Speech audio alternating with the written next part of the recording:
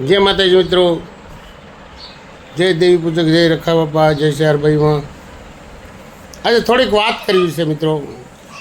સર્વે મારી ગદગા અને મારી નેવાનું નાચને વાત કરવી છે. આજે અમરેલીની માલપા મિત્રો ભનીબેન, આજ 14મો દિવસ થયો. એની લાશ હજી રજળે છે. ધિક્કાર કહેવાય.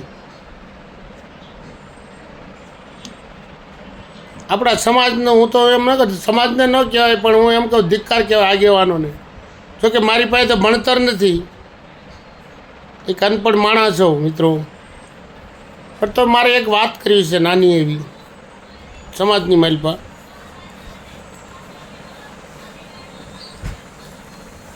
ટીટોડીના ઈંડા દરિયો ગળી ગયો હતો એવી મેં વાત સાંભળેલી છે અમુક આપણા વડીલો પાસે. અને પછી સારી પક્ષાત ભેગી થઈ હતી મિત્રો. નાના નાના પક્ષી હતા ને, બધા ભેગા થયા હતા, આંદોલન કર્યું હતું દરિયાદેવ સામું. પક્ષીનો દરિયાદેવ પાસે શું આવે?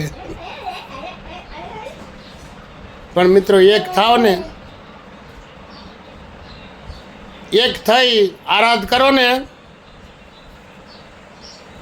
તો દરિયાદેવને દેવા હોય ને મોટા પેટવાળા, એને પાછું વળવું પડે. અને પાછું વળી ટીટોડીના ઈંડા આપવા પડ્યા હતા. એમાં ભનીબેનનો ન્યાય અમરેલીની માલપા મિત્રો એના ઝીણા ઝીણા બસડા મેકીને વહી ગઈ. હજી એની લાશ રજળે છે. એટલે મિત્રો મારી તબિયત ખરાબ હોવાથી એક વિડીયો મેં પહેલાં બનાવ્યો હતો, એટલે હું આવી નહોતો કે, પણ 5 તારીખે હું પણ આવું છું, તમે પણ આવો મિત્રો. મને ઝાઝી વાતું તો નથી આવડતી, પણ કોઈ આપણા ભણેલા કોઈ આગેવાન હોય, કોઈ તરક્કી કરી ગયા હોય, બધાએ આવો, બધાએ આવવું પડે મિત્રો. એ ટીટોડીના ઈંડા લેવા વિષ્ણુ ભગવાનનું વાહન ગરુડ હતું ને, એને કીધું કે મારી પક્ષજાતની બારો મારતી ન રહેવાય. એટલે તમે ગરુડ જેવા મોટા મોટા માણસો હોય ને તોય પધારો, સર્વે પધારો, તો આપણને ન્યાય મળે.